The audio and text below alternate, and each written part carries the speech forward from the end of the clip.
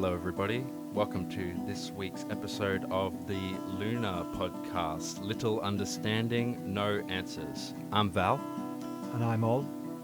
And this week we're going to be finally finding out what the cogito is, or the cogito. I still don't know how to pronounce that word properly. Well, what you do know, what you will know, Val, is that you are. Oh, fantastic. Because I've been led into this enormous series of doubts, and I'm really calling into question everything that I know at the moment.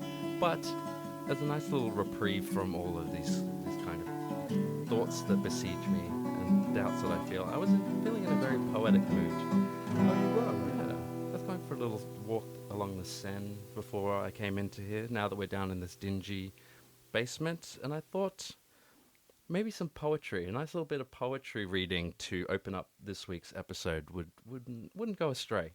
Sounds great. I thought it would be adequate. So I am going to be reading from a poetry collection by the Australian poet Justin Clemens. The collection is called Villain, after the poet Villon. And this particular poem, because it's going to figure very nicely into what we've been discussing over the past couple of episodes about dreams. So this poem is called Presences. I wake to find 3 men breaking down my bedroom door. They could have just turned the knob. The door was open. I wake to find that finding 3 men breaking down my bedroom door was just a dream of mine. The door is open.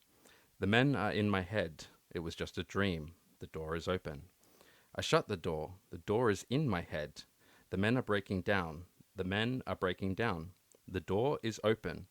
I am breaking down all aspects that make the dream in my head. So I waking to find my finding 3 men breaking down was breaking down my head. So I am breaking down the men that I am who were breaking down the door. The door is in my head. The door is to my room.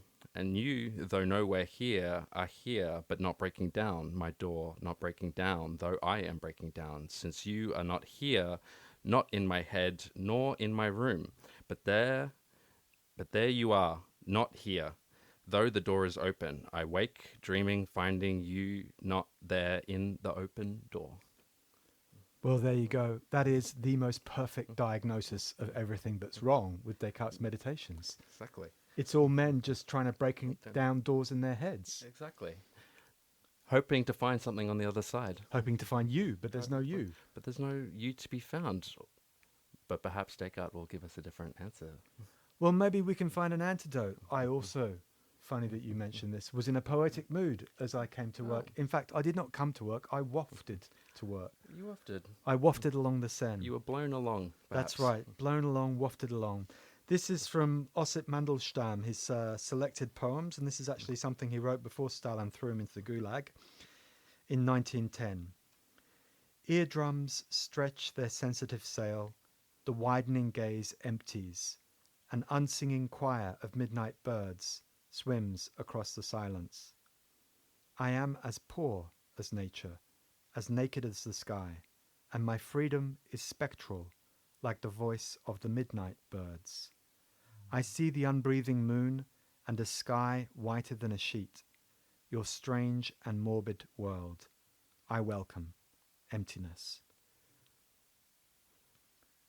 So we've let emptiness in through what was allegedly an open door, right? Because isn't this what happens? Isn't this where we left off last week? The end of Meditation 1, Descartes said, there's a monkey on my shoulder. I've got an evil genie. I've got an evil genius that's causing me to deceive everything, and now I've cast everything into doubt, and there is nothing more of this world for me to know, right? He's found himself in an absolute maelstrom of doubts. He thinks he's free. He thinks he's freed himself of all of his preconceptions, all of these opinions that were stuffed into his head by his misguided teachers. He's doubted them all away. He believes in nothing anymore. And there he is. He's naked. He's open. But is this freedom, Val? Is this real freedom? Well, I mean, this has to be at least the first step in what it means to experience freedom, right? Isn't this the price that we all have to pay with settling our accounts with our masters? A panic attack? Yeah. Well, you're left you're left alone. You are responsible now. You can't defer to some master that you've gotten rid of, right? It's just you alone. You've cast everything that you've been told into doubt, and what's left? You. Now you're the responsible one. You've gotten us into this mess, and now how are we going to get out of it? Well, he's got nothing. This is the problem, and I can hear Georgie Hegel laughing at him 150 years later, in the introduction to the idea of the foundations of the philosophy of politics, the philosophy of right. Thank you very much. Yep. And he's saying this is just the stage of the indeterminacy of the will. He's free, but there's no determinacy because he's got nothing. He's doubted it all away, so he's just wafting about here and there. It's like the first. It's like the first circle in Dante's Inferno. Yeah. He's being blown this way and blown this way. It's being blown the other way. Well, now he's being guided a lot. Well, I mean, if we're going to use Dante's Inferno, at least with Dante's Inferno, there is a guide in some respect. But now Descartes has to find himself as his own guide. He is responsible for leading himself down these different circles of hell, right? As you said before, he's lost the valet. He's lost his valet. He doesn't know what to do. He's got no guide. He's got no guide. And I think what is particularly interesting about this, I suppose, the indeterminacy of this freedom of will, is that he's objectified himself, right? We've still got this idea that he is being deceived. He's the plaything of this evil demon who's deceiving him, who's the cause of all of his deceits, So he's turned himself into an object, right? He's stripped himself of all of his subjectivity through this process of doubt. To be fair, Val, it's not him that's turned himself into an object. It's the deceiving God or the evil demon, one or the other. Yeah. They are the ones who are playing with him. Yeah. They're deceiving him. They're tricking him all the time. He's their object. He's their plaything. Oh, okay. Well, I mean, this would be a little bit too, well, perhaps a bit unfair for Descartes, but wouldn't his life have just been simpler if he had just simply not imagined a deceiving God? He's got an amazing imagination. I'm telling you, what he's found himself in here is a full-on anxiety attack. Yeah. And just as Lacan says in Seminar 10, what's anxiety? It's being reduced to the level of the drive. Yeah. He's become an object of the other's enjoyment. Yeah. It's the evil demon who's enjoying him at the moment. But he has hope, Val. Yes. He has hope that somewhere in this maelstrom of doubt, he's going to find something certain. He's going to find that rock that he's going to cling on to.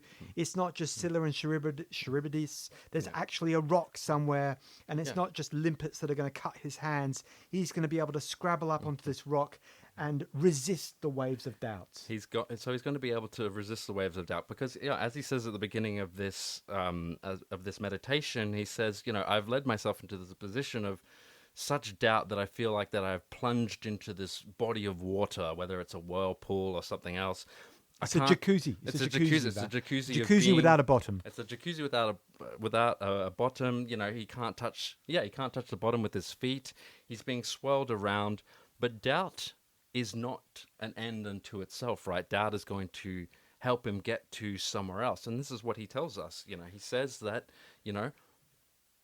in face of all of these doubts, all I need is one point, just as Archimedes. I can't even remember how.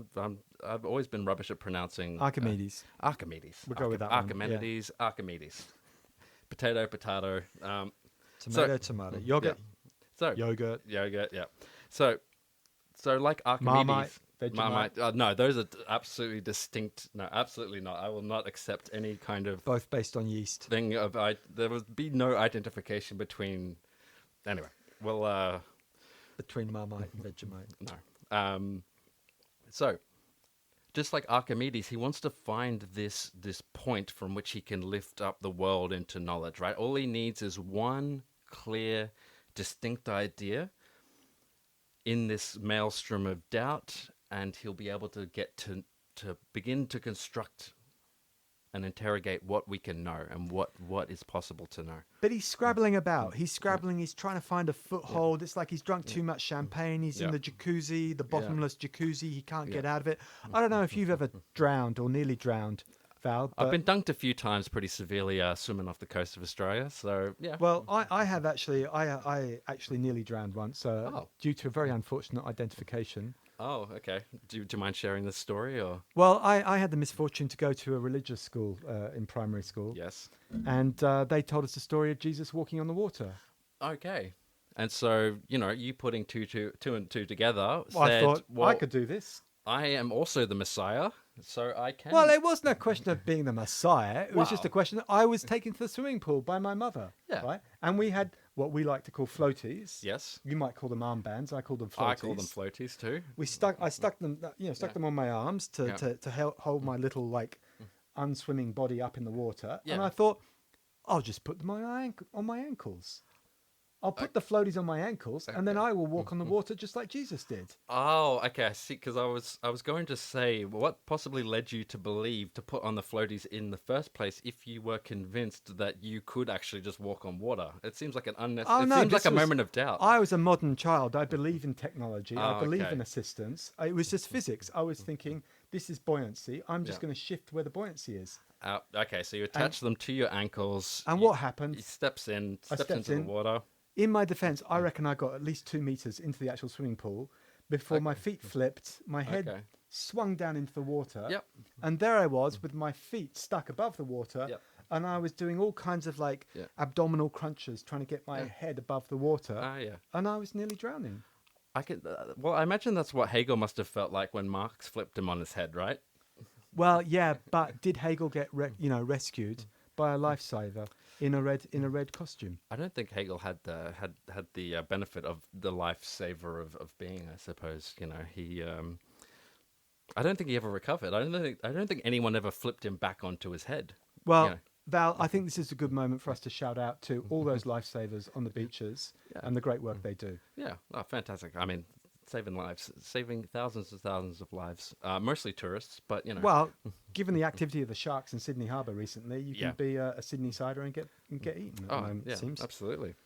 So he's got these hypotheses that he's trying to consider, right? With this, so we've called everything into doubt, but now we need to start interrogate, or how are we going to approach this, right? So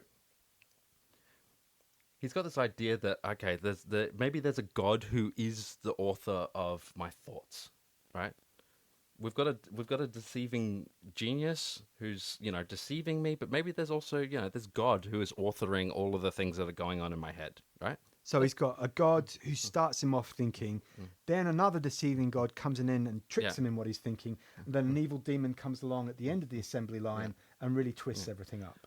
Is this just a repetition of the story of the Book of Job, right? I feel like there's two gods making a wager, or I mean, there's the God and the devil making a wager on the subjectivity of poor Descartes. At this point, we've got a god, and then we've got the deceiving god. He's just the plaything, the object that's being passed around. I just have to say this is very odd. This is supposed to be the foundation of the philosophy of the subject Yeah. for all of modern philosophy, and here he is. He's not a subject, he's an object. He's just a vehicle. Yeah, there's no subject to speak of whatsoever at this point. This is pure perversion. This is God having his way Yeah. with little Rene Descartes. Yeah, and he's powerless to stop it. At this Point, just because he's got a couple of dodgy hypotheses, but But then he goes, okay, that's the first hypothesis. God is the author of all of my thoughts. Second hypothesis, maybe I'm the one who's responsible for all of these thoughts, right? yeah, that's him taking on Yeah. some responsibility right Yeah, there. I authored this. I am I'm, something. I can act. I can be in the world. I can think things, and these thoughts are mine. I don't need some God telling me what to think. That's right. A little bit of possessive individualism. It works every now and then. Yeah, I'm sorry. Move over, Ol and Val. The author's not dead. I'm here. Let me. That's right. I'm putting a fence around this little bit of land. This is my Yeah. land. Yeah, this is my enclosure of the commons. This little bit of being is for me. These are my thoughts. There you go. Okay. But again, if he's trying to be the author of his own thoughts, hasn't he just thrown all of these away into doubt anyway? That's the problem, Val. That's the problem. He keeps on every now and then he just forgets. He comes up with an answer, he thinks it's the right answer, but then he forgets the radical doubt. He's thrown all these babies out. There's no Yeah. bath water, there's Yeah. no babies, there's no bath. But I think we need to remember that when we're talking about babies and bathwater, that it was the baby that made the bathwater dirty in the first place, hence the need to change the bathwater. So we need to be careful about... You just got to be careful of babies in the first place, right? 100%. Otherwise, they might end up in the pool with floaties around their ankle. walking on their head like Hegel. But for the lifesaver in the Yes. red costume. And so, okay, so we've got Descartes as object, right? Okay, so he's giving us a couple of different hypotheses. He's saying, okay, I'm the author of my thoughts, but he's called all of these thoughts into doubt because of this deceiving God, right? But the point that he's going to get to is that even if there is this deceiving God, the fact is that there is something there to be deceived, right? And this is where he's going to start building up his, he's starting to assert his own subjectivity. Absolutely. Everything else may be called into doubt, but the fact that there is a thing that doubts is an affirmation of my own subjectivity, right? As he writes, if I convinced myself of something, then I certainly existed. It's very tricky, Val. Very tricky. It's a slick move. I quite like this. So this is how he's trying to get away from, the absolute power of the evil genius, the evil guy. It's like, yeah, you're trying to turn me into an object, but there's something of the subject here that I'm going to assert against you. And so the first proposition that he gives us, which one I found really fascinating, is he goes, okay, from the fact that there is something that can be deceived, this is my claim of existence. So he arrives at this proposition, I exist. And this is the first kind of clear and certain idea that this is his Archimedean point, right? I exist. Absolutely, but it's only that Archimedean point. It's only that rock that he can scrabble up to out of the whirlpool when he thinks it. He says it's only true when he thinks it.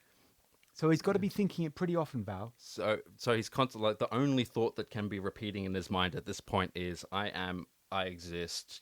It's the process of actually thinking. But what I find quite fascinating about this proposition, right? I exist. He's already got in the Discourse on the Method the famous phrase, I think, therefore I am. With this proposition, I exist, there's no question of thinking in this statement, right? But there's also no logical operators. It is not I am, therefore I exist. It's just two clauses. There's no relationship between I am and I exist. There's something odd happening here that I feel like I read very much to the letter. Well, I think this is why generations of commentators and Jackie Lackey, he's one of them as well. He actually says, I'm going to reformulate this. He says, I am going to say, whenever I think, inverted commas, I think, therefore I am, end of inverted commas, I am. So he folds it back. He folds back. There's a level of enunciation, and then there's what's enunciated. So what's enunciated is the cogito ergo sum. Yes. Right? But at the level of enunciation, he says, I think this, I think, therefore I am. And that's the basis for me being. And what's the other reformulation he does of this famous kind of proposition? It's I think where I am not, or I am thinking there where I am not, or it's something like that. I can't remember exactly how he words it, but it's a very kind of famous but very convoluted reworking of this formula. We're going to come back to the unconscious in just a moment, dear listeners, because it keeps returning. Yeah. And one thing, I mean, again, I feel like I've just been like so struck by this proposition for so long because, again, what is covered over by the brutishness of the English translation is, of course, okay, I exist. In French, it is je suis, j'existe, right? So suis is conjugation of the verb être, which is to be, right? It's a statement of being. I am in English doesn't have that. There's a bit more work that one needs to do to make it a statement about ontology. He's making an ontological statement about his own existence, right? This is the foundation of his subjectivity, is the je suis. But let's just take a moment, Val, to recognize just how restricted this universe is that he's found himself in. So he's rescued himself from the doubt by saying, at last, I've actually found something certain, which is that I am doubting, therefore I must exist. Doubting is thinking, therefore as long as I'm thinking, I do actually exist. I am the site in which there is thinking, right? But it's not I as in a personality with a history, with memories, with desires, hopes, and dreams. It's just this tiny punctual moment that is encapsulated in one proposition. That's all he's got, the cogito. Yeah. So again, this is kind of the enclosure of the commons of subjectivity. He's not making a statement about a broader ontology of the entire world. All he's talking about, he's not talking about everything in existence. He's basically fenced off the entire universe and said, "Yeah, I'm here. That's the certain bit of indubitable kind of knowledge that I can have. Here I am. I can't wrap my head around the sheer arrogance of casting your gaze out across the entire universe and arriving at the conclusion, I am. Well, I'm the thing that exists. I've fenced off this little corner of the world." to be honest, this is where hats off again to Rene, because he's never content to just stay where he is and to, crow from the top of the hill, I've found something.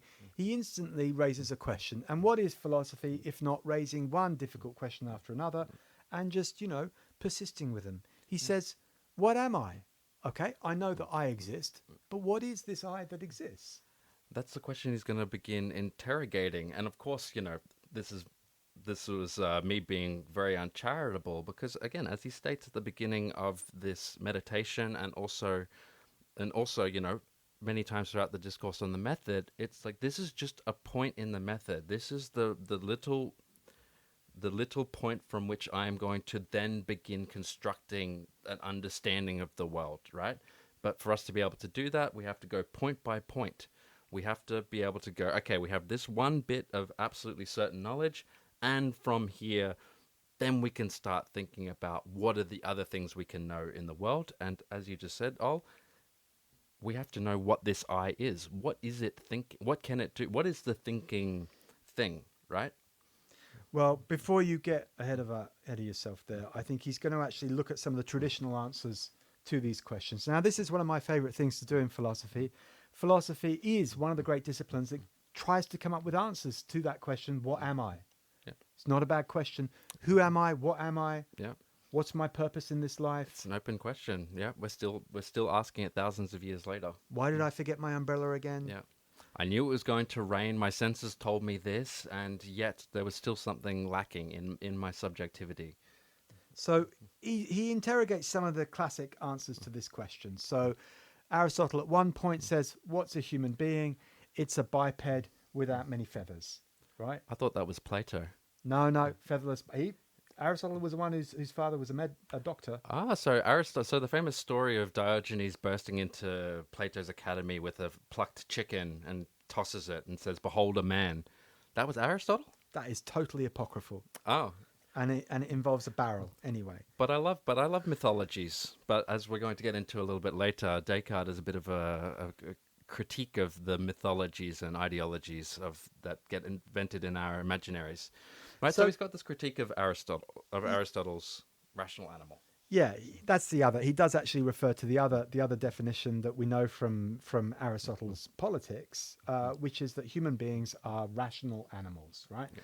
And he says, I can't have this because then I'd have to go into this whole definition of reason, and I'm still in my very restricted universe. Yeah. I'd have to start talking about animals. I don't even know what a human being is. I just want to concentrate on this I.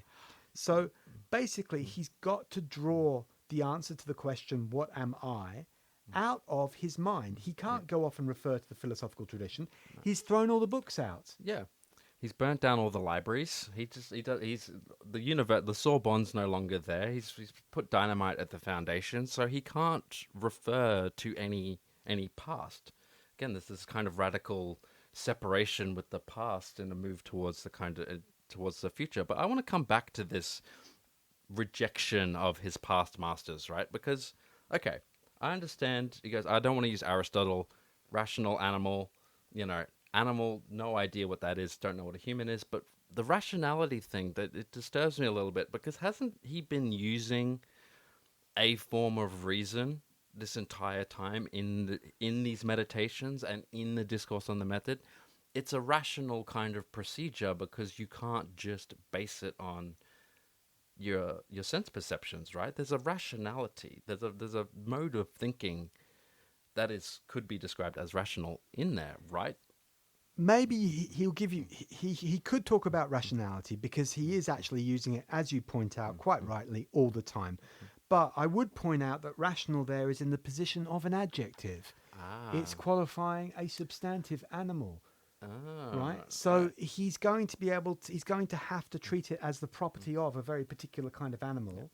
And so I think actually the real problem here is with animals. And we know Descartes, Val, we know Descartes has a problem with animals. He does have a big problem. He constantly refers to them as just machines, automatons, and most significantly, they don't have souls. He doesn't just refer to them, Val, he catches them, Well, he catches them, pins them to a table, and he dissects them. It's not very Christian of him. Not Well, it very. is at that point. It's quite scientific of him, but I think, you know, if you want to talk about animal cruelty, and whether we need to call the RSPCA, I think Rene Descartes, you know, you need to knock on his door. He would have gotten a few calls. Absolutely. He would not have. You know, he would have had a few angry neighbors. Yeah, especially when their dogs went missing. Right. So he's subtracting himself from this belief in the world, but you know, he's subtracting himself from this kind of the entirety of the philosophical tradition. He's setting himself a major task when he's trying to think what this I But is. Val, he's got something that's more valuable than the entire philosophical tradition. He's got himself. That's right. He's We got don't all get to go to university and go to do courses in philosophy and sit with 600 other people trying to understand somebody talking about justified true belief. Well, I mean, he did. Oh, right, yeah, but we don't all. Yeah. But he's saying to us, you've all got what I've got, the most precious thing, which is a mind. We have a mind, and all minds can do this. So isn't this his kind of response to a bit of, you know, the accusation of solipsism, of the I think therefore I am, seems to be this individual claim that I am the only thing that exists in the universe? This is his way out of... We all possess minds that are all capable of doing this, right? This is why... It's a humanist moment. Humanism is not dead back then. It's basically, he's treading in the footsteps of Erasmus. He's basically saying, we're all human. It's a little bit like, you know, those adverts for types of clothing, Italian types of clothing, which humanize us. Benetton. Ah, Benetton. Yeah. We're all human. The anti-racism campaign, it's that kind of... that's Descartes with them, like, you can all do this. It's egalitarian, right? And he's saying, we've all got something very precious, which is our mind. And guess what? Our mind is full of ideas. And and everyone has this mind. So again, he's going, this egalitarian claim is against Aristotle as well, because Aristotle didn't think we all had the same mind, did he? Oh no, Aristotle's a shocker. He thought that mastery and slavery were built into nature. Nature is hierarchical. That's what Aristotle thought. But here we are. It's the mechanist universe is an egalitarian universe as well. And he says, okay, we've got lots of ideas inside our minds. Let's do some stock taking. Let's try and sort out into categories what kinds of ideas we have in our minds. And in particular, let's look for a few ideas in our minds about what we are. Do you have an idea in your mind, Val, about what you are? Every time somebody asks me that question, my mind goes immediately blank. And so that just causes me to cease to exist. But I do have some ideas in my mind, surely. I've got an idea that there is, I suppose, something here. I have the idea. I imagine things all the time. I think about the future. I think about the past. What is it in you that does those things? Well, I mean, for Descartes, it's the mind itself, right? It's the mind. The mind has these capacities to do it. It can do what the body cannot. But I'm still not sure. I'm waiting for Descartes to tell me what it is that my mind can do, because he's told me to throw everything into doubt. Well, he says at the level of your natural ideas, the ones that are just there in your mind, not your philosophical ideas, not your reflective ideas, the level of your immediate ideas, you think that you've got a body. You think you walk around, that you eat. That I dream. That, you know, I'm a kind of walking, talking, you know, singing being, right? That's right. You also think that you've got a soul, he claims. Well, have you got soul? I would like to state that I think soul died with James Brown, or perhaps maybe Prince if I wanted to edit it a little bit. But, you know, let's just go for the sake of argument that... Well, I mean, if you've got soul, I've got soul. Yes. What is that soul that you've got, Val? Well, this is what I'm still trying to understand. This what Descartes is saying, because, you know, one of the things that he's trying to investigate exactly in this in this section and in this meditation is exactly he's telling me that this soul is easier to know than the body. But then the second you ask me that question, if I start trying to think what a soul is, I'm not really sure. The soul is the thing that's inside of my body but separate to my body. It's the thing, if we look at the Christian kind of theological idea of, the soul is the thing that departs the body after death. But well, he says that, I mean, he, just like you, Val, he thinks he's got a soul, and he says he thinks it's something windy. It's a spirit that permeates the solid parts of his body. There's often these figures of this kind of the wind. If you'll recall back to the fever dream that he discusses, the fever right? dream. He's getting blown towards the church, right? He's getting he's getting guided in a particular direction towards the open doors of the, speaking of open doors and breaking in, That's the Holy Spirit, Val. It's the Holy right Spirit there. guiding him to God, to knowledge, right? It's, he's being guided towards knowledge, to the Holy Spirit, But he's still not sure. He says, okay, it's something, there's a wind, there's a spirit, I'm not quite sure. And then he says, but when it comes to I'm having a body, he says that's very easy to answer what that is. He says a body, I'll tell you what a body is. A body is something that's got a shape. Yeah. It's got a location. Yeah. It's impenetrable because nothing can share its location. Nothing can share its location. Even a sponge. Yeah. Yeah, sponge has got the body of air inside the body of the sponge, but they're not sharing the same location. But I It's can share different. my location on my phone, so isn't that part of my body?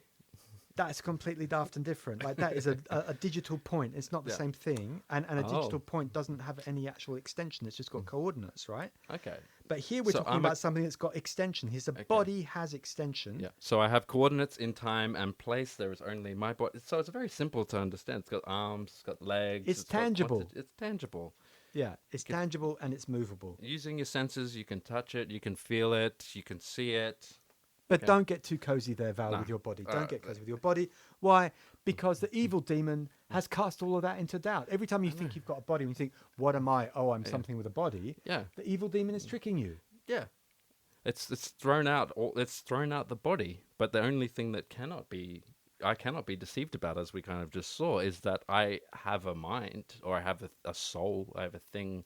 There is something there that cannot be called into doubt, right? But yeah, are we going in circles, Val? We've just come straight back to the point where you just ended up at the cogito again. I know. Well, this is maybe there's a circularity in Descartes' reasoning. Maybe he should have just accepted the definition of Aristotle. There's a kind of rational animal, right? There's a kind of circularity in his reasoning where he's going to keep coming back to the same points in this meditation, right? But he's very tricky. Yeah. Whenever he looks like circularity, he pulls something out of his sleeve. Yeah. He pulls like a rabbit out of the hat, and he says, I'm not a rational animal. I am a thing that thinks. Yeah. I am a thing that thinks, right? Yeah. There are some, you know what Heidegger said, if I can mention the Nazi. Well, I mean, please, by all means. Heidegger said, this is all wrong. He should have just said, there are some thoughts. There's some thinking. He's saying he's substantializing, he's reifying by saying there is how does he know there's a thing? If God can be the author of your thoughts, why indeed does there need to be an author? Maybe there's just like a river of thoughts happening. There's just a river of thoughts that you happen to partake in this finite moment in time, right? I'd like to say he's jacking into the universe, and the universe is this thinking, like Spinoza will argue. So this is back speaking of this kind of jacking into the universe. It just reminds me of our conversation from last week, where you, a viewer very helpfully pointed out that The Matrix came out in 1999, not 1997, as you claimed. I'd like to just a shout out to one of our listeners, Alex Ling. Yeah, thanks very much for pulling me up on that one. Watch out, Alex. We know exactly how you commute to work. If you're listening to us while you're commuting, you commute on a bike, and we know what speed you go on a bike. Watch out for that lorry, mate. Watch out for that taxi. Don't get distracted by Val here with his confusion about his body. He might go smack into a stop sign. It's not my confusion. I'm still being deceived by this evil demon. I'm not taking responsibility for my own doubts. You're just a thing, Val. You are a thing that thinks. That's not very nice of you, Ol. Well, maybe there's something more to you, Val, and we're going to explore another hypothesis. This is one of my favorite hypotheses in Descartes because it takes us straight into psychoanalysis. Right. This is what I call the alternative iceberg hypothesis. the very same iceberg that's on the Titanic, or what's alternative about this? Does it have a real? Look, What's mate, you've got a alternative? choice. Either you can be a penguin on the bleeding iceberg, or you can be on the Titanic. I, Depends what school you want to be with. I quite like being penguin. I like being a penguin. Okay, I feel let's like say you're a penguin, yeah. right? There's a chance that you're more than a thing that thinks. This is the great thing, right? Oh. He says, what if these things that I've been doubting away, the body, my soul is this weird wind that blows through my intimate and solid parts, right? This soul, all of these things that I'm doubting away, perhaps, he says, just because they're unknown to me, it doesn't really matter. But in reality, they are actually identical with this I of which I am aware. Oh, so the unknown is included with what is known. Exactly. There's a kind of identity It between. participates with, there's a sharing, a participation there. Yeah. So I can't know these bits, the body, the soul, and so on like that. But nevertheless, they are there and they're acting within me. They're part of this me. Yeah. In a way that I'm not fully conscious of yet because I don't know what this consciousness is, but they are included. Well, it's like Descartes. It's a little bit like you going to a concert. You do not have the VIP pass. You do not have access to the restricted areas. No.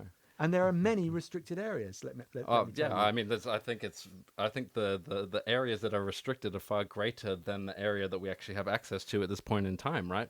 Well, this is it. This is the ego and the id. This is like Freud's fantastic essay. This is the unconscious. I am identical with something that is thinking through me, but which is unknown to me.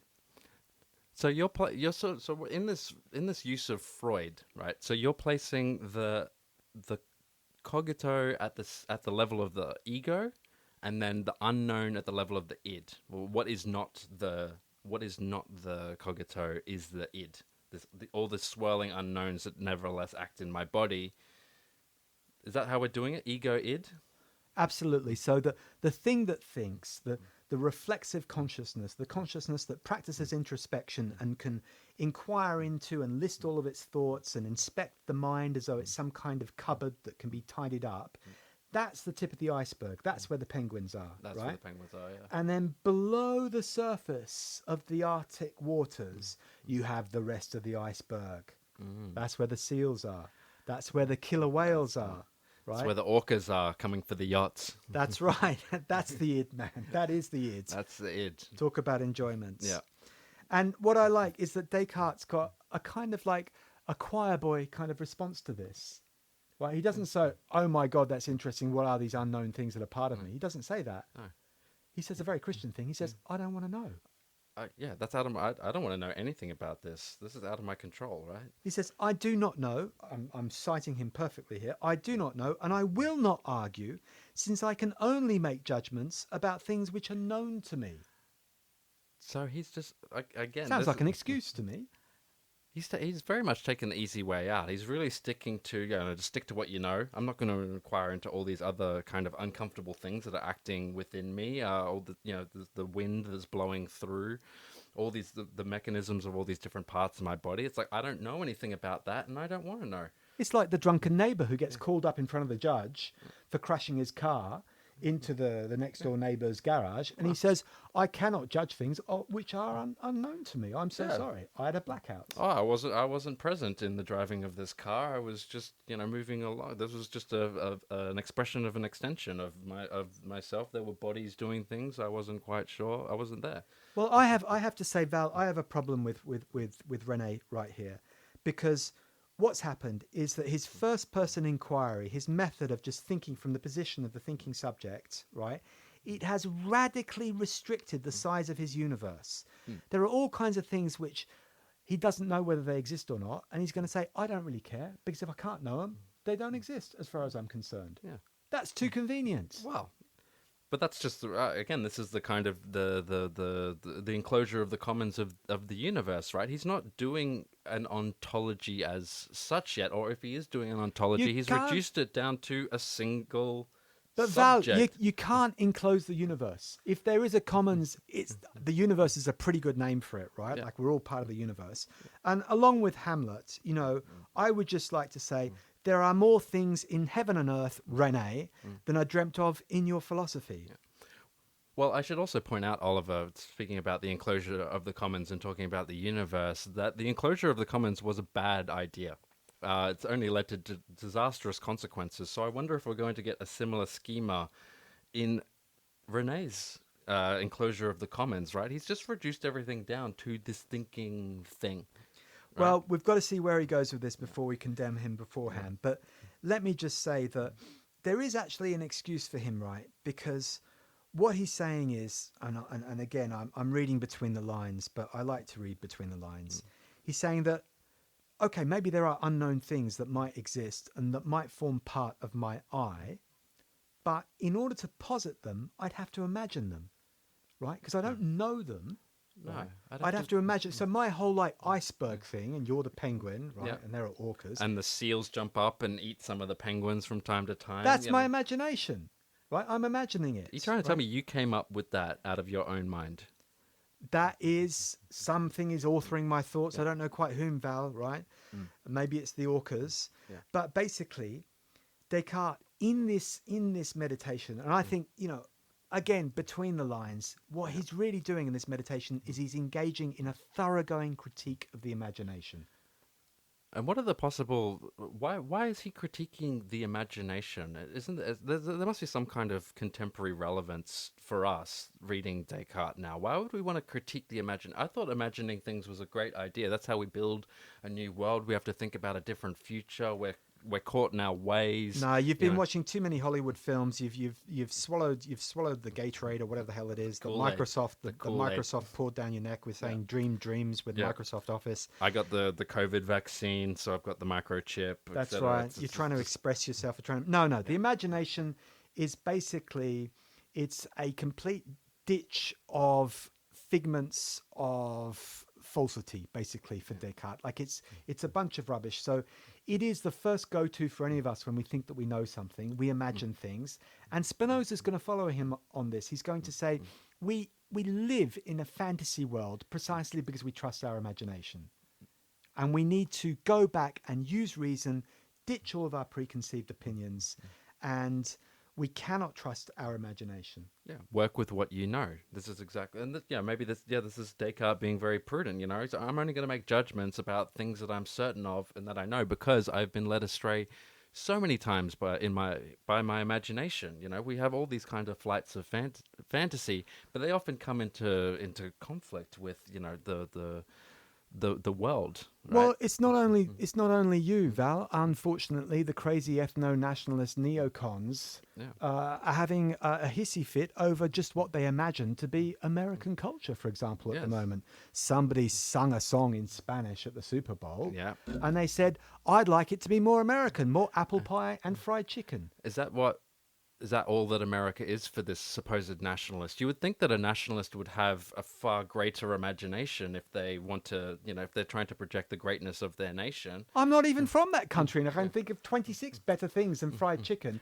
What's more, fried chicken is not particularly American. As far as I can see, it comes from the Caribbean. Yeah. Apple pie, that's English, thanks very much. This is ridiculous. It's a settler country. Yeah, well, I mean, this is exactly the political problem, or this is the problem of the imagination and the imaginary that all of these ethno-nationalists kind of have, particularly in settler countries, right? So if you think about Australia, the entire country is founded just on a massive series of colonial expansion and conquest and murder and genocide, But it's all good because it's Australian. It's all good because it's Australian for them, but they don't have a history to kind of actually refer to. They've made a mistake, so they have to construct some kind of history that never existed. And it's always interesting, their points of reference, particularly if we think about the American example, it's fried chicken from the Caribbean, apple pie from England, was it?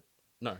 Well, it's a melange, it's a mix. Like all cultures are a mix, and it's a changing mix anyway. And this is the whole thing. This is where like in the French tradition, you've got Jacques Lackey, who comes along after Descartes, and he says he critiques the imagination as well, what he calls the imaginary. Yeah. And he says the whole thing about the imaginary is we think in terms of wholes. We project these wholes to which we belong. Yeah. So there's this pure whole that we're going to call Australian or if we turn to Nigel Farage in the UK, Yeah. it's what's English, Yeah. right? And already what's British is complicated for him. Yeah. Don't tell the Welsh they're English, I'll No. have you, right?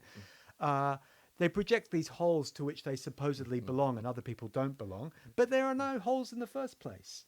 No, Right? it's a complete fabrication. There's the idea that there is this kind of totalizing image that one, but it's also a kind of, I suppose, a quest for belonging. If you project and imagine that there is this whole that you belong to, something that can be called, Australian identity or British identity, it's like it's a relationship of you want to belong to something, but precisely the point that Lacan is getting to is going to make is that these imaginaries don't actually exist, because the second you start calling into doubt even a small part of it, the whole edifice It collapses. absolutely collapses. As soon as you ask the question, what is an Australian, the very awkward thing that often the nationalists don't want to admit in any way, shape or form is that, white Australians aren't the first people there. So, then they have to kind of say, okay, well, prior to the arrival of the English, that wasn't Australia. That was just Terra Nullius. Now we have Australia, so the Australia we're talking about is from the arrival of the invasion of the British and the English rather. That reminds me, don't you think we should do a shout out to that podcast, that famous podcast on this very question that we know of? Which podcast is that one, Ollie? We should be doing on the Barren Field. On the Barren Fields podcast. The Barren Fields, yes. Our good friends Adam Bartlett, Justin Clemens, whose poetry read just before, and of course the wonderful inimitable Brian Cook. Adam Bartlett was very kindly sent me a message about our first episode, where he said, at first I was disoriented and I wasn't quite sure what you were doing with this podcast, but then I realized as you were going through the discourse on the method, you were in fact following Descartes' method, and once I worked out that that's what was occurring, it all finally came together so seamlessly in my mind. And we are the good disciples, Adam. I'd just like to say that we are good disciples. Let's continue to be good disciples, and let's move along to the last famous part of meditation 2. So there's a nice little transition there. All he knows is that he's a thing that thinks. He kind of derives various types of thinking. So he knows, okay, if I'm a thing that thinks, I'm a thing that wills, that denies, that imagines, that perceives. And then he suddenly interrupts himself and says, look, why is it that it seems that corporeal things, bodies, are known with much more distinctness than this puzzling I, which I cannot even picture in the imagination? So he says, I know I've got a point of certainty. I have found something from this experience of doubt. I'm happy with my discovery, but it's so very, very thin and very minimal, and I can't picture it, right? So why is it that it seems to me so much easier to know this feather pen, this dressing gown, this fire in front of me? And so what does he do, Val, at this point? Well, he's going to start considering a body in the world. He's going to start looking at the famous example of the piece of candle, or the candle, or the piece of wax, right? Right, it doesn't stay a candle very long, though, does it? It does not stay very long, and this is exactly the kind of point that he's going to be making. He says, okay, just as we were talking about, what is a body before, these things seem very obvious and apparent to us because all of this information comes to us through our sense perception. But with this piece of wax example, Descartes' going to complicate this whole picture, and again calling into doubt some of our senses, right? So we've got to imagine he's in his cottage, furnace going, he's in the north of Holland, he puts out a piece of wax in front of him, and he goes, okay, I'm looking at this piece of wax now, it has a particular form, it has a particular shape, it has a particular size, it has a... Was he using scented candles? Oh, yeah. Well, I mean, Valentine's Day is coming up, so I feel like scented candles might... Look, it's just beeswax, thanks very much. But, I mean, no lavender. I don't think he had no violets. He didn't have any... Oh, okay. Well, that's a tragic way. Well, I mean, what better way to spend Valentine's Day than by yourself observing a piece of scented wax? What does he do with the candle, Val? So, again, he begins by looking at all of these properties, right? Color, shape, size, scent... I think he actually bangs it at one point. He knocks it. He smacks it. He smacks his candle. Yeah, he's quite he's quite violent with this. I don't know about you, but it's not my standard practice to bang on a candle to see if it's going to work or not. But he's just giving us the different kind of qualities and properties that it can have, right? Yeah, a list. Yeah. Okay, so we have this solid bit of wax in front of us. What's he going to do? He sets it on fire. Well, he lights it. I'll be a little bit less aggressive with that description. He lights a bit of wax. What happens when you light a bit of wax, Ol? Well, it dwindles. It dwindles. It starts It melting drips. away, right? It changes all of its properties. It changes its shape. It changes its size. It lets out the scent more fragrantly. It drips everywhere. It drips everywhere. It gets on your hands if you've been wandering around corridors. If you're, again, he's in the nightgown. He's sitting in his armchair in his nightgown. But Is he getting wax on the velvet? That's what I want to know. Well, I know that's what he's doing, but I always have this image when people are lighting candles. They're walking around in a dressing gown and the nightcap, nightcap, and they're walking through a corridor. But okay, so he's observing through his senses this body, this piece of wax, change its properties. And he goes, okay, the question he's going to ask himself is this wax the same wax? Does it remain the same? Well, clearly, it's still the same bit of wax, but how can we account for the change that has occurred? Right? I thought bodies were super easy to know. How is it possible that this bit of wax is still the same wax, but has undergone this transformation? What's happening there? So what actually is left after this candle burn? I assume there would be like a wick or a little pool of wax a pool of wax, and then maybe you melt that wax and you form it into a new candle. I'm not sure.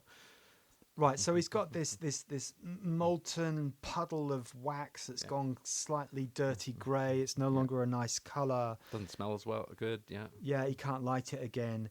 And he's basically saying, this is, at the level of my senses, this is completely different. Yeah. But in my mind, this is still the same bit of wax. He says, his question is, does the wax remain? He says it does. No one can deny this. This is clearly the same bit of wax, but it's changed all of its physical properties. So what's going on there? Well, it's this is a very famous example, Val, but I have to say it's a bit of a mystery what point he is bringing out of this, because he went into this with this question saying, is it true that we know bodies distinctly? Right? He's hid a mystery saying, in our supposed knowledge of bodies, we don't actually know why we think it's the same body after it's undergone a thoroughgoing transformation, right? We don't know why we call the sen, even though it's changing all the time, right? And he says what actually remains if you subtract all these properties away that are the wax for my sense perception, its color, its shape, and so on. What's left? Well, it's something extended, flexible, and changeable. So it has these. So it has these kind of qualities, right?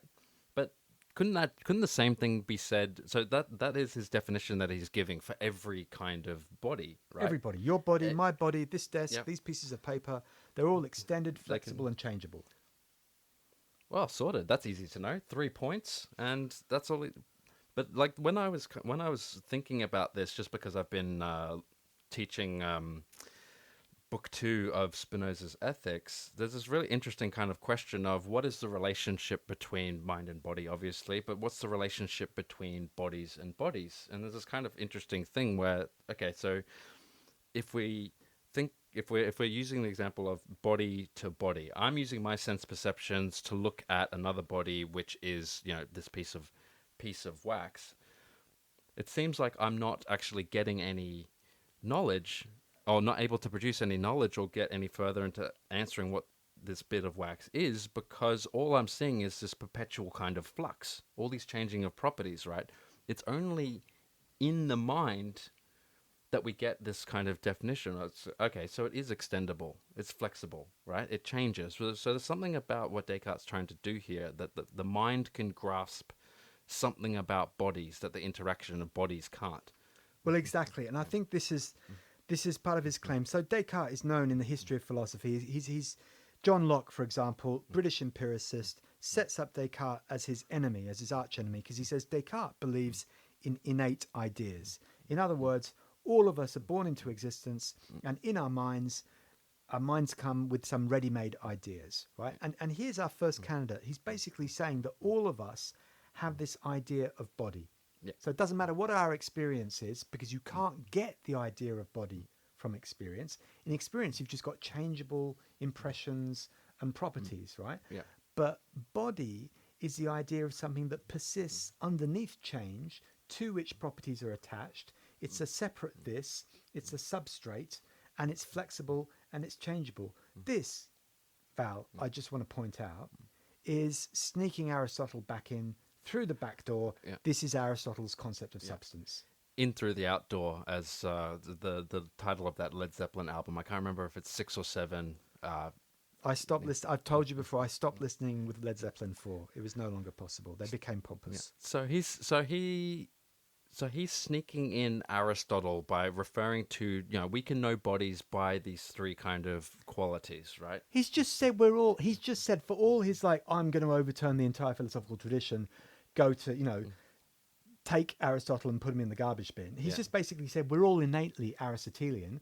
We all see, and like Heraclitus is having a fit at this moment. Oh, and of course. Alfred North Whitehead will also have a fit. And Deleuze, another Frenchie, will have a fit after Bergson as well. Because they want to say all is flux. Yeah. And Descartes is disagreeing. He's saying as human beings, we always perceive things as basically made out of Lego bricks. Like everything, the whole universe is like a Lego universe.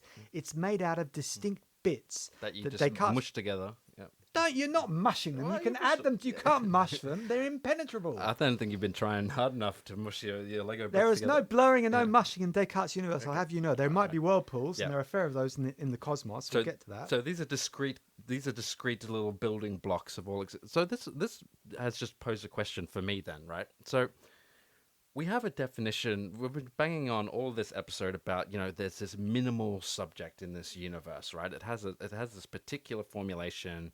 I exist, I am. There's a and he goes, there's a thinking thing. Why doesn't he have the same minimal definition then? If he's just snuck in Aristotle, shouldn't his minimal definition of the bodies then just be that? There should be bodies. So why doesn't he ever clearly kind of articulate what this, minimal body is, these determinate building blocks of the universe? Well, this is a great question. I'm glad you answered this, because I'd just like to acknowledge that some of my philosophy teachers, so Val Plumwood, for example, and then also Moira Gatens, both of them inspired me and taught me that you need to think about how it is that the body itself is actually thinking, is active, is independent, and is so much more than these early modern philosophers and even Aristotle thought. Like, the body is not passive, the body is not plastic, it's not just matter. The body, Descartes teaches us that the body can move on its own. That's true. It's an automaton, Good. right? Yeah. But I think both Val Plumwood and Moira Gatens very much wanted us to think outside the box and think about how the body itself is a form of subjectivity. Yeah. Right? So very much taking the Spinozist kind of approach then, right? Absolutely. Moira Gatens, a great Spinozist. Val Plumwood, one of the founders of ecofeminism. And I think that, again, it's Descartes, great philosopher, so he's aware that there's a problem here, that maybe he's dismissing the body a bit too much, and he will bring the body back in, Val. It's extremely important in Meditation 6. Yes, the body will make its reappearance in Meditation 6, but for now, basically, he's trying to understand what this piece of wax is, and he arrives at this kind of conclusion because there's just a countless way in which, changes are possible in bodies, There's all these permutations in the imagination, but there's an immeasurable amount of changes that can occur within this body. So he's saying the piece of wax as a body is perceived by the mind alone. We can know about this external body through what the mind can do. And then he flips again. He has one of these reflexive flips, right? Because the point he wants to come to, and I'm going to read out his conclusion here, right? Because it's very powerful. And it's going to be very influential in the history of philosophy. He says, I can achieve an easier and more evident perception of my own mind than of anything else. Like, the first object of knowledge, the clearest object of knowledge for me, beyond any of these bodies with their changing properties, is my own mind. Why? I've got a VIP pass. I've got an all-access pass. I can reach into its furthest corners. I mean, is this not the great promise of all forms of psychotherapy and of cognitive behaviorism? You can know your own mind, Val. Yeah. You can know your own mind. You can all you have to do is change how your mind is thinking about it, and reality will change with it, right? Positive thinking, Val. That's what I do every morning. Positive thing. I get up, I do my affirmations in the mirror, and then I'm no longer besieged or beset with doubt, right? I can go out into the world and function as an automaton. Yeah, but you still forgot your umbrella. I still forgot my umbrella, but I So- brought my hat. Right. But and for all you listeners, I must say that Val does have a very fine hat. Unfortunately, we don't do video at the moment, but there's a very fine hat involved. Now, what's a little bit disappointing for me here is it's a fabulous thesis. It's a conclusive point, but I can't quite follow the argument that leads into it. It's a trick. So basically he says, okay, for every piece of knowledge I have about a body, this lumpy piece of wax here, right? It's my mind having that piece of knowledge. Exactly. So if I say to myself, oh, it's a bit curvaceous, oh, it's gone a bit grey and dribbly over there, that's my mind having those thoughts. So for every piece of knowledge I have about a body, that's also a piece of knowledge I have about my mind, because it's my mind that's having that knowledge. That's reflexivity, right? Yeah. He's doing this like flip on himself. Yeah. But then, so what he's basically said is, as much knowledge as you have about bodies, you've got just as much knowledge of your mind, right? So they're equal. But then he takes one step further, because just like Hamlet, he says, mind, there are more things in your mind than just knowledge of bodies. There's so much more. There are things like, well, numbers and innate ideas. There are innate ideas. We have we have mathematics, we have geometry, we have algebra, which he is alleging that this piece of candle or this piece of wax does not possess. There are little unicorns, Val, in our minds sometimes. Little origami unicorns. And what do they indicate? They indicate a little. This is going to be a throwback. Again, I'm going to preempt you with this one, Oliver. But I was not born in the decade that this film came out. But Pity for you, it's a great decade. But- 1980s. the 1980s is when the film Blade Runner comes out, right? And 1982, I'm going to call it. you're going to call it 1982. Alex, is that right? 1982, We're Blade gonna- Runner. We're gonna get another angry email. So what is this question about? The bit of paper origami. There's a bit of a philosoph. Blade Runner is known for being a bit of a philosophical film. It's interrogating something about these automatons that Descartes is going to be considering when he's thinking about bodies and things like that. Well, who is Harrison Ford playing, Val? If not an avatar. Descartes. That's right, Descartes. That's his name. Descartes. And he's got a question about his existence and his nature as well, doesn't he? Yeah, and he goes on a little bit of a journey. That's right. Bit of a not quite a road trip, but he goes on a bit of a journey through this process of doubt. He's a philosopher. Who can say that philosophers just do theoretical things? He's a very active philosopher. He's very practical. He's Yeah. discerning. He's differentiating human beings from replicas. Yeah. Replicants, I should say. Yes. And how is he able to discern who the replicants are and who is not? Emotional reactions, Val. Emotional reactions indicated by the body. Oh, very interesting. And so, It's the dilation of the pupil, Val. That's the key thing. that's the response. But you need your sense perceptions to be able to perceive that, right? This is not Cartesian at all. Well, this is the body's revenge. Yeah. The body betrays. It's like the eyes of the mirror of the soul. Yeah. Yeah. What is that? There's a very lovely way of articulating this. Yeah, it's like it's in Roland Barthes' a lover's discourse when he's talking about how in the figure of hiding, and he's talking about he's putting on his he's talking about when you're hiding from you're trying to hide something from your lover. You're upset, but you don't want them to see that you're upset, so you change your behavior to try and hide it. So, the act of putting on sunglasses to mask the fact that you're not crying anymore, or, there's a change in your tone. But he says this really nice line where he goes, where he basically says that the body gives away. I give away in speech. Oh, no, it's the other way around. I'm gonna have to go back and read my Barthes, but he says, the body gives away what my calm speech does not, right? So he has this kind of point where he's like, even though my speaking tone to my lover may be perfectly flat and calm, my body is always acting in a way that gives me away. There'll always be a telltale sign. Exactly. There'll always be, yeah, it's always the thing. There's always a little sign that gives you away, right? Well, there's always a sign of love, as Yeah. Jack Lackey says. He does, yes. So when we're kind of thinking about the film, I suppose, yeah, when we're thinking about Blade Runner, I'm not sure if this is going to be a spoiler alert or not for anyone, but It's a bit late. it's a little bit late.